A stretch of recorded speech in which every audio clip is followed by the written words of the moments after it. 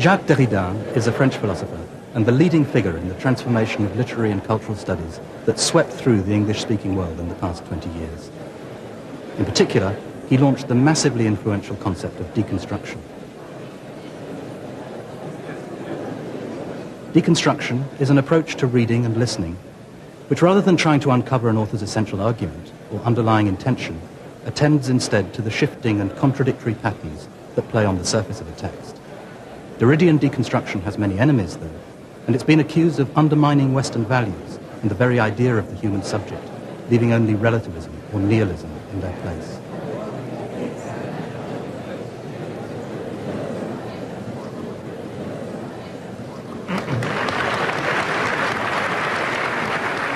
Derrida's conversation with Alan Montefiore in the Sheldonian Theatre is part of a series organised by Oxford Amnesty Lectures. Well, Jacques, this is a slightly formal and picturesque setting for a discussion, but let's try and ignore the picturesqueness of it. We were told that the discussion, at least I was told, that the discussion was to be directed towards, and I semi-quote, I paraphrase, the ethical and political problems posed by the dissolution and deconstruction of the subject, in the terms that the liberal tradition has taken the human being to be the subject of his or her own experience, life, activity, responsibilities, and so on. Still paraphrasing, does this subject, the subject whose freedom Amnesty International, for example, seeks everywhere to defend in the name of human rights, or the so-called rights of man, does this subject still exist? If not, what sense can be made of this freedom that we are so concerned to protect? Well, that was the theme we were given for the discussion. And there are, of course, a lot of problematic terms here, not least the very term subject. But I thought it'd be helpful if we could start, by asking you if you could just explain in simple terms, however misleading simple terms may be at a certain level, just what you take to be the deconstruction of the subject, or what you take it to amount to, and why, as I know, you see this not in fact as a threat, but rather indeed as a move towards strengthening our appreciation of the importance of protecting human freedom. Thank you. It's a very, thank you first for being here. It's a very intimidating audience. And first, I thought when I was honored by the invitation that the format of a discussion would be more appropriate than a formal lecture.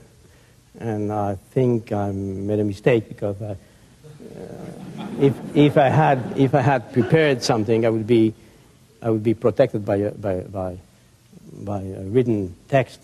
So I wanted to come here unprotected, just totally vulnerable to questions from the floor. And I've just been told that there would be no questions from the floor.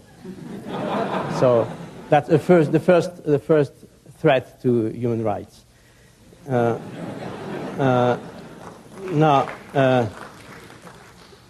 I'll try nevertheless to answer Alan's simple questions. Of course, I don't know to what extent the word deconstruction of the subject is familiar to all of you. Deconstruction is an ugly and difficult word, and I'll try to, answering Alan's request, try to speak in a jargon-free language, as they say in the United States. Jargon-free, or to say cholesterol-free, or sugar-free. So jargon-free language. First of all, I would say that, using one of your words, that deconstruction of the subject, if there is such a thing, which I doubt, can in no case amount to a dissolution of the subject. Deconstruction doesn't mean, to me, dissolution, which means that when you deconstruct, and I'll try to explain what I mean by that, when you deconstruct anything, you simply do not destroy or dissolve or cancel the legitimacy of what you're deconstructing. In that case, deconstructing the subject, if there is such a thing, would mean first to analyze historically in a genealogical way the formation and the different layers which have built, so to speak, the concept. Every concept has its own history, and the concept of subject has a very, very long, heavy, and complex history. First, for instance, in the English tradition, philosophical tradition, the word subject is not used the same way, or sometimes it's not used as a canonical concept, the way it is used in continental philosophy, in German philosophy, in French philosophy. So first we have to translate these words into first a different idiom, and finally in all the possible idioms.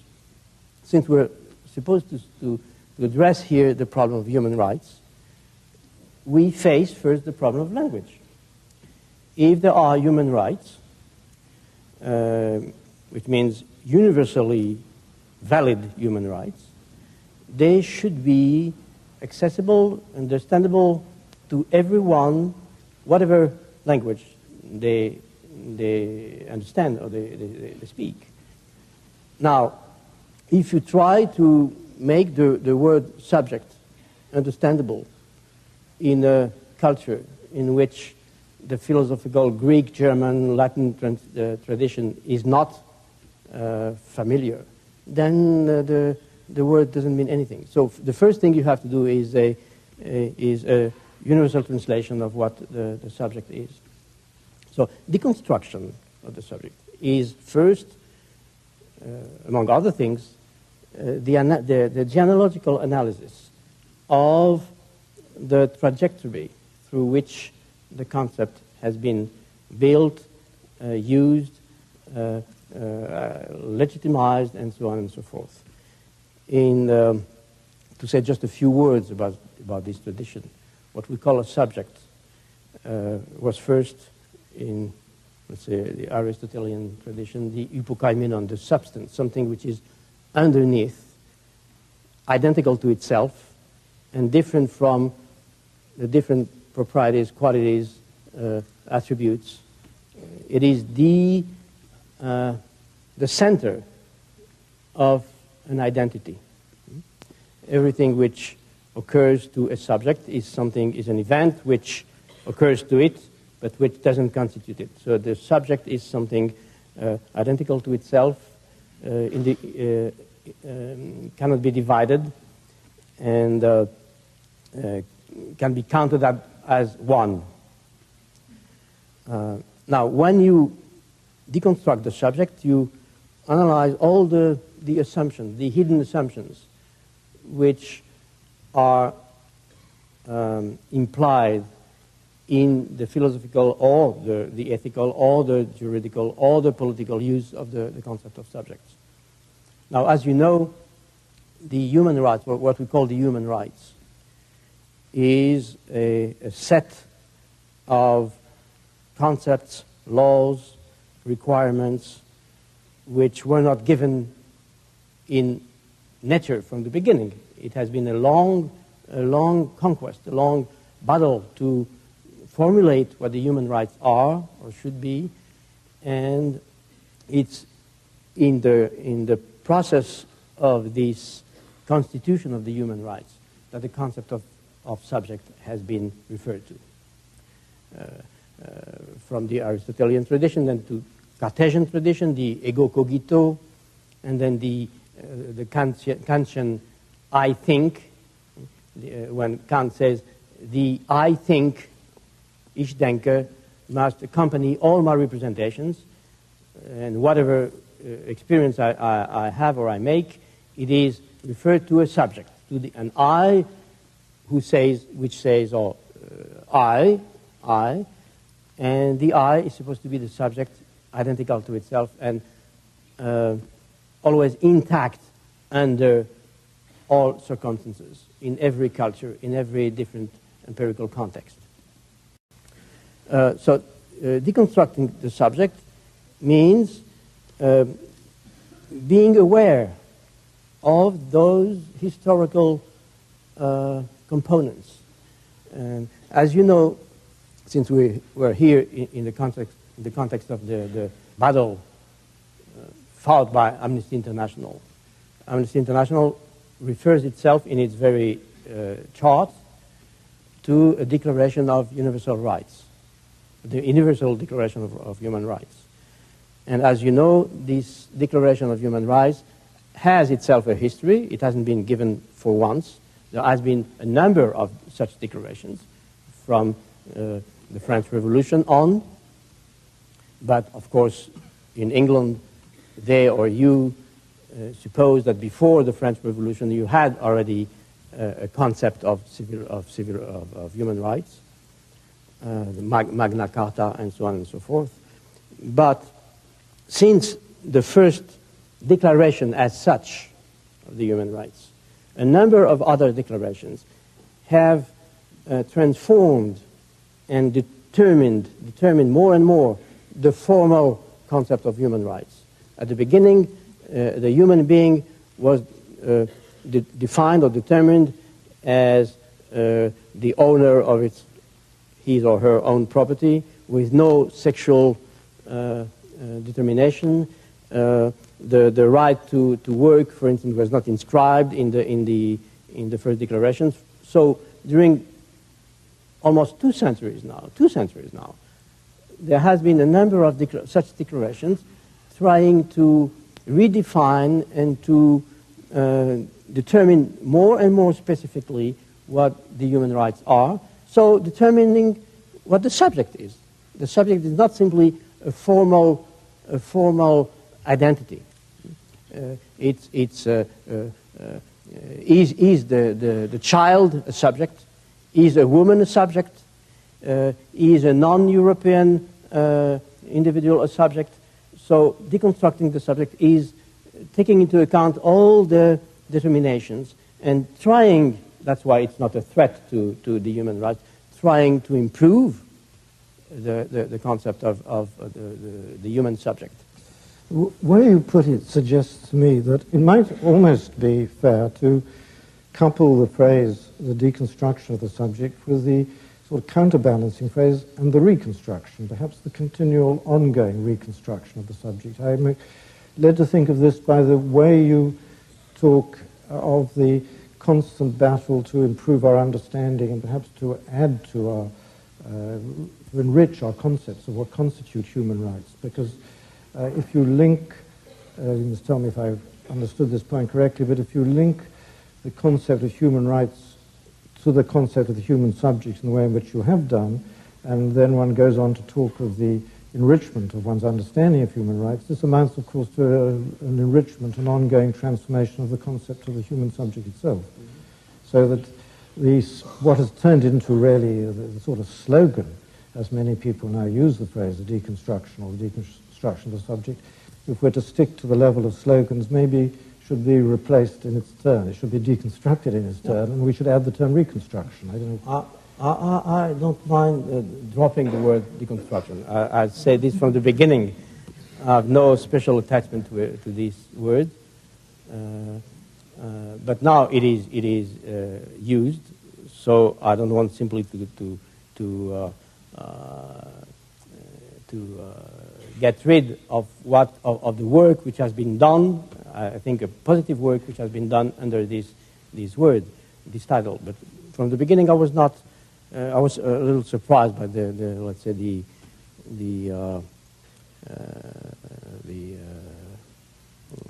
fortune, the good fortune or the bad fortune of this word. Now,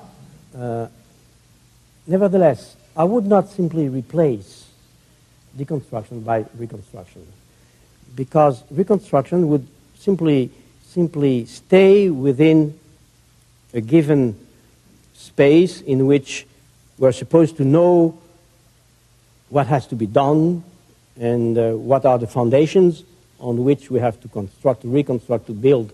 And I don't think anything is firmly assured, firmly grounded in this area. First of all, of course, I won't bore you with the discussion on the word deconstruction, but I would simply say this. First, it is necessary, I would say, and that's part of the discussion, of free discussion, of modern task, of a modern enlightenment, not to rely on slogans. When you hear deconstruction of the subject, this is a slogan.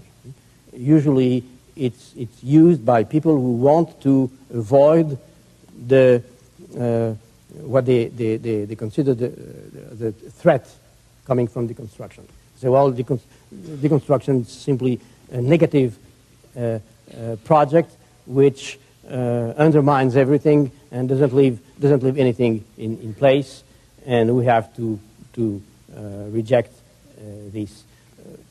I've constantly, I'm not the only one to do that, but I've constantly insisted on the contrary, on the fact that deconstruction was mainly affirmation.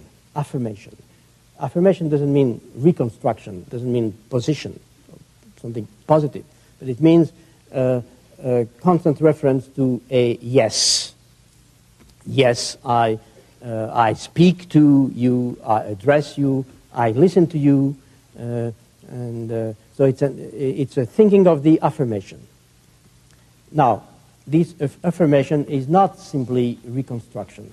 When you use the word reconstruction in a given context, of course, you imply that something which is precious to you has been threatened or destroyed, and you have to simply rebuild. No, it's not a matter of rebuilding. It's a matter of going further, displacing, changing, and changing the world, or changing society, changing the state of things in terms of human rights, for instance, is not simply reconstructing. It's constructing something else, something other. And deconstruction is, if it is an ethics, I'm a little suspicious by the word ethics. I don't want to scare you, but I'm a little suspicious about the word reconstruction too, sure, and ethics. Nevertheless, if you call this an ethics of affirmation, it implies that you are attentive to otherness, to the alterity of the other, to something new and other. That's why when I refer to, for instance, to democracy, we have to speak on democracy today, because the very concept of human rights as an essential link to an ideal of democracy. I immediately add democracy to come, not democracy as we know it, not democracy as a reliable state of things in our wonderful Western societies. Democracy has to be improved, and at the core of the idea of democracy, there is a promise, there is some openness to the future, and the openness to the future and the openness to the other implies that you don't simply reconstruct. You don't simply reconstruct. That's why if you leave me the choice in terms of votation between this and this, I would always prefer deconstruction to reconstruction. But to the extent that deconstruction is not destruction. One of the fears, I think, that many of the so-called critics of deconstruction have had has been that it in some way undermines the rationality of the subject, or the thought that the subject could commit himself or herself with clear conscious intent to some rationally undertaken project. And I wonder if in this context, and before we go on to the next topic we wanted to talk about, you might have a word of explanation or reassurance or perhaps non-reassurance. I'm not here to reassure anyone. I'm not. I didn't travel to reassure anyone. Things first, in order to think or to do something political, you don't have to be reassured. You don't have to be reassured. On the contrary, you have to be anxious and sometimes scared by the task which is in front of you. Now, on the problem of rationality, I would reply almost the same thing. I mean, formally the same thing. The people who say that deconstruction is undermining rationality. First, they don't read. And second, they refer to a certain state, a certain set of norms they call reason, rationality. And in the same way that the subject has a history, reason has a history. Our rationalism today cannot be the same as rationalism, let's say, for instance, in the 18th century when the concept of the rights of man, the revolution, and the Declaration of Universal Rights has been, for the first time, established. That's why I would describe deconstruction as a modern rationalism, which tries to incorporate new disciplines, new forms of rationality. When you take, for instance, into account, let's take this massive example, psychoanalysis. Psychoanalysis, which, whatever you think about the complexity of psychoanalysis, which teaches us that what we call a subject is not simply consciousness, is not simply the ego. There is repression. There are sometimes a split subject, a multiplicity within the individual, and so on and so forth. When you take this into account and to integrate, to incorporate the reference to psychoanalysis in not only the theory but the practice of law, for instance, of human rights, who is responsible for murder, for instance, who is responsible for a strike, who is responsible for a political gesture. The question of this responsibility, once you pay attention to the fact that a subject is not simply a transparent ego, reflexive ego, totally present to itself, then you have to transform your approach. You have to transform the very concept of reason. And to me, psychoanalysis is not irrational. It's a new component of modern rationality. The same with physics, the same with biogenetics, all those current problems, problem of bioethics, problem of graftings, the problem of birth control, the problems of the excess of people who until now had no access to human rights, children, women, and so on and so forth, imply that you rebuild, if you want, the concept of reason. So, of course, when you say, well, reason is not simply what you thought it was, then people stand up and say, well, you are an irrationalist. You are simply threatening reason. No, on the contrary, I think that it's in the name of a new rationalism that deconstruction is necessary. So I don't accept, of course, the charge of irrationalism. On the contrary. Well, I must say I quite like the idea of rebuilding reason because without it rebuilds itself constantly. Yeah.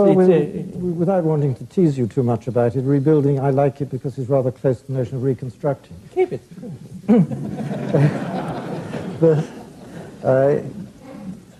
I'm rushing you from one enormous topic to another, but it would be a shame not to ask you to say something about your work on this other big topic of nationalism. Obviously, the relationship between an individual and his nationality, or his or her nationality or culture, enters into part of the general problem or problematic of how one thinks of the human subject. But you see, dealing in 60 minutes with deconstruction of the subject, presence, the friendship, and nationality is simply not human. It was in 82 or 3 that we started seminars on nationality. And at the time, of course, the problem of nationality is an old problem. But at the time, it didn't have the burning presence it has now. And what we did first was to analyze the reason why philosophy as such, contrary to what we usually think, philosophy is always nationally determined. Usually we think philosophy is a universal discourse, and it crosses the borders of languages, nations, determined groups, and it claims to address the universal problems. But in fact, not only do we know that philosophy as such, philosophy in the strict sense, was from the beginning linked to determined cities, languages, Greek for instance, and that a philosophical concept is not simply conventionally associated with a Greek word. When I say ousia or on for being, it's not simply a conventional sign associated with a concept. You cannot dissociate a concept from a language, from what we call a natural language. So from the very beginning, philosophy was determined by a cultural, historical, and some put this in quotation marks, national or ethnical context. Then, when the modern forms of nationalisms appeared in Europe in the 19th century, I would say, it was not in a non-philosophical form. Every nationalism, every national affirmation takes the form of a philosophy. When a nation says, we are German, for instance, let's say Fichte's discourse, we are Germans, but this doesn't mean that we're simply a particular people among others. Being German means being responsible for humanity, being the best philosophers, having on us the burden of being responsible for, being witnesses responsible for the totality of humanity. And this statement is a philosophical statement. And each time a nation affirms itself as such, they don't say, the people don't say, we are such and such, we have blue eyes and blonde hair and so on. No, they say, we are the best representative of mankind. And then a philosophical discourse follows before that. So we try to demonstrate, I can't, of course, do this here now, to demonstrate that all the nationalistic discourses were philosophically structured, were philosophies, so to speak. And we try to understand why it was so, and why it was urgent to deconstruct this logic of exemplarity, the statement, we are responsible for, we Germans, we English people, we French, we French people are the best witnesses for human rights, or we Jews are the elected people, etc. And we Germans and so on. And we Europeans are now in charge of human rights. And we know that, I don't say this in order to be anti-Eurocentric, which is also a very an exhausted and tired theme. Nevertheless, we know that all the concept, the axioms, and the languages of the human rights are tied to national idioms.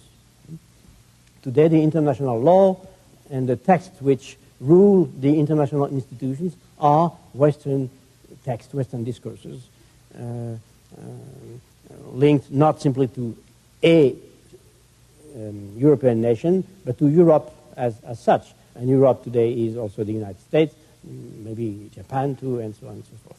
So we try to analyze what this link between philosophy and nationality and nationalism is, without simply criticizing the affirmation or the desire for difference, for one's idiom, one's language, one's group, and so on and so forth.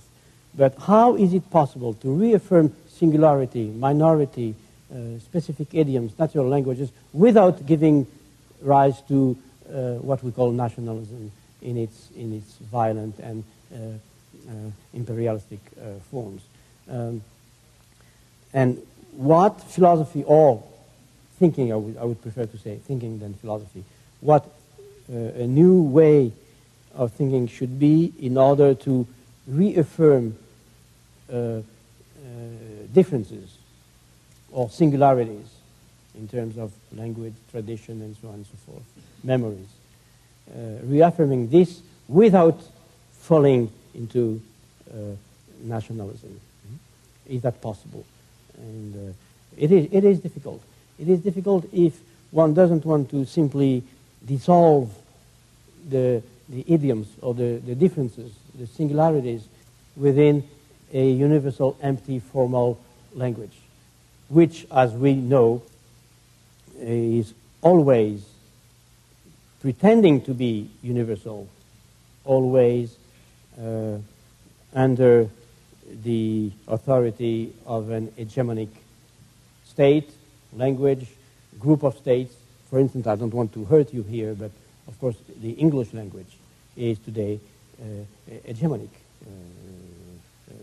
Not only because a Frenchman has to speak English in England, but when I lecture in Moscow, I have to speak English. I communicate in English, in my English, so to speak, with Russians or with sometimes Germans. So we know that today the English language is not simply replacing all the languages on earth, but being the second universal language. Everyone has to speak his own language plus English. I don't think it's simply bad. It is very useful and better than nothing, of course. It helps.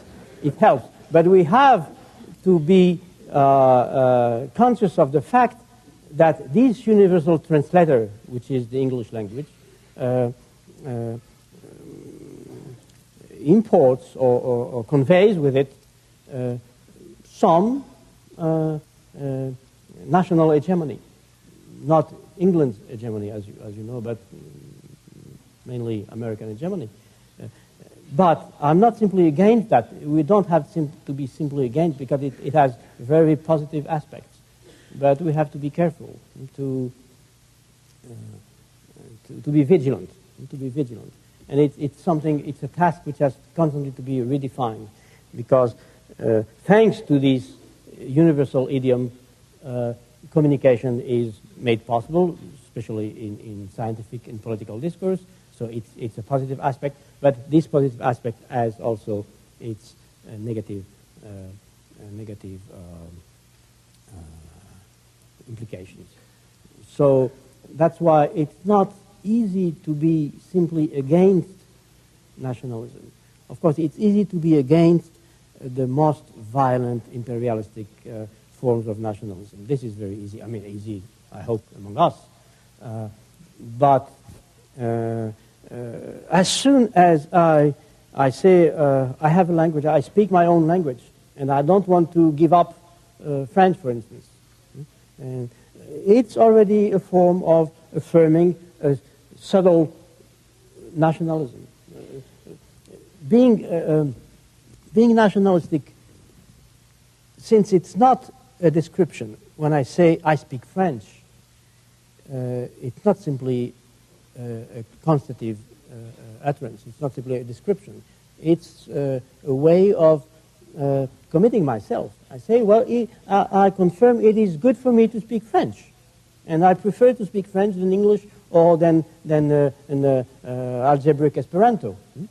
So in that case, as soon as you reaffirm your own language, your own idiom, and as soon as a poet speaks his own language or her own language, there is the beginning of some nationalistic affirmation, something which is not simply content with describing a situation, but trying to commit oneself, to affirm, to say it's good, to sign or to countersign.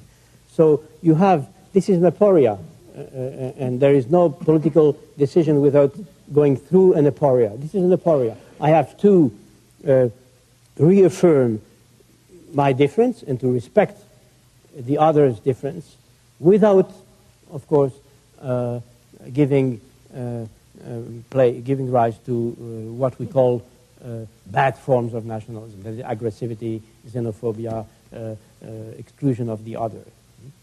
So when you show some respect for the other, you have to respect his or her own language and to affirm yours.